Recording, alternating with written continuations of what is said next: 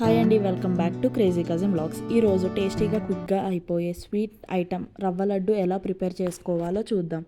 ముందుగా ఒక ప్యాన్ పెట్టుకుని అందులో 2 టేబుల్ స్పూన్ల నెయ్యిని యాడ్ చేసుకోండి. నెయ్యి హీట్ అయిన తర్వాత 1 కప్ వీట్ ఫ్లోర్ వేసుకోవాలి. గోధుమ నూక. మంటని మీడియం ఫ్లేమ్లో పెట్టుకుని గరిటెతో కలుపుకోండి. లైట్గా సువాసన వచ్చేంత వరకు ఫ్రై చేసుకోండి. ఈ విధంగా ఒక 5 మినిట్స్ పాటు వేయించుకున్న తర్వాత స్టవ్ ఆఫ్ చేసుకుని పక్కకు పెట్టుకోండి. ఇలా ఒక ప్లేట్లోకి తీసుకోవాలి. ఇప్పుడు మనం ఏ కప్తో అయితే రవ్వ వేసామో అదే కప్పుతో 1 కప్ షుగర్ వేసుకోవాలి. రవ్వ పంచదార కలిసేటట్టు కలుపుకోండి. షుగర్ అదే ప్యాన్లో వేస్తే మొత్తం కరిగిపోతుంది. ఇలాగే వేసుకోవాలి.